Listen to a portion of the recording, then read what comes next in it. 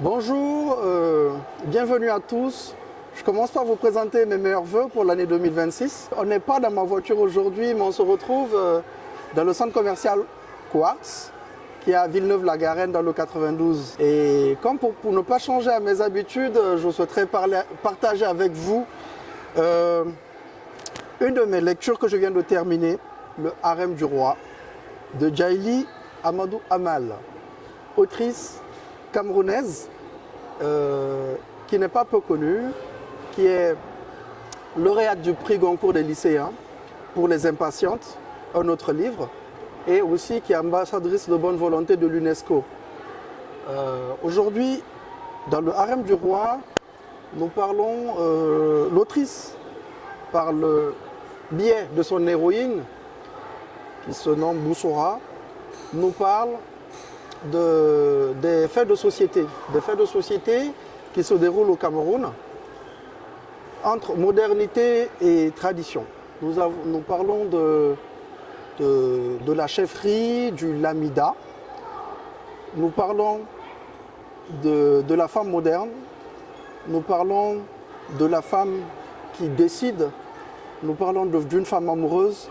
Nous parlons d'une femme émancipée, d'une femme monogame qui se retrouve aujourd'hui dans un foyer polygame par le poids de la société, par le poids des responsabilités, qui se retrouve dans un monde qui, le code et le protocole bouleversent son mode de fonctionnement et sa vie quotidienne. L'autrice nous fait voyager les tares et les difficultés que les femmes rencontrent.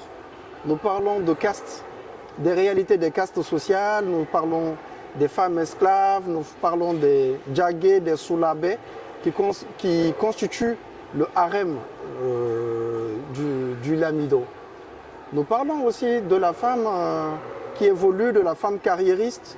Nous parlons de la femme libre, la femme qui ne se marie pas, la femme qui décide, la femme qui ose, la femme qui décide de se libérer des carcans et des dictats sociaux. Nous parlons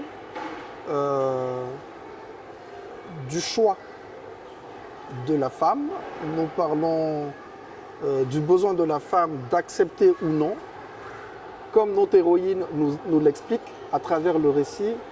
Elle se marie à un monsieur qu'elle a rencontré très jeune, elles ont 25 ans de monogamie, 4 magnifiques enfants qui ont tous évolué.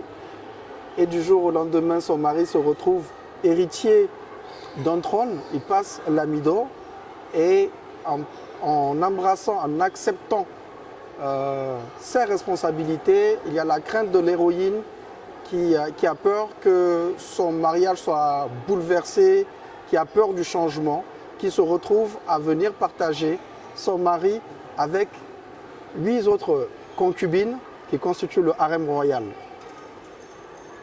Des pratiques qui changent.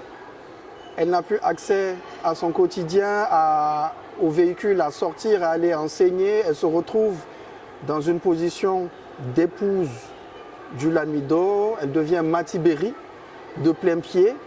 Donc, toute action, son quotidien devient codé, codifié à travers le protocole royal. Elle voit son mari avoir d'autres épouses, elle se voit partager son mari, elle voit des enfants naître des amours de son mari et de ses concubines. Au fur et à mesure, Madame évolue dans cette société. Notre chère héroïne nous fait part de sa réaction, de comment ses enfants, comment les retombées que ça a sur ses enfants, les retombées que ça sur le quotidien de la femme. Et monsieur, d'un autre côté, nous voyons un monsieur aimant, qui aime profondément sa femme, qui évolue avec ses enfants, mais qui se retrouve sous le joug des responsabilités dont il a hérité, de diriger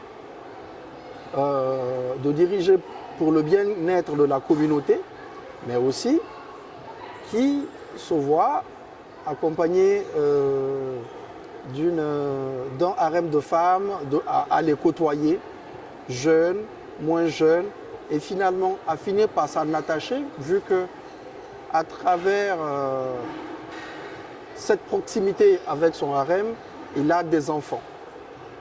Et à la longue, il finit par tomber amoureux d'une à laquelle il va s'attacher plus qu'aux autres. Est-ce que Boussoura, qui est notre héroïne principale, elle supportera? Est-ce qu'elle va accepter cette tradition dans laquelle elle se voit propulsée du jour au lendemain? Je vous invite vraiment à parcourir ce livre et à le découvrir, et aussi à tirer votre analyse sur les faits de société dans lesquels nous vivons. Est-ce que la modernité et la tradition peuvent cohabiter et se compléter de manière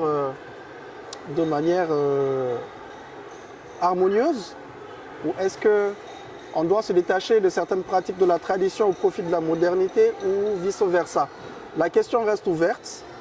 Je vous invite à le lire, à le découvrir ou à le redécouvrir, et ensuite nous en débattrons à d'autres occasions. Merci.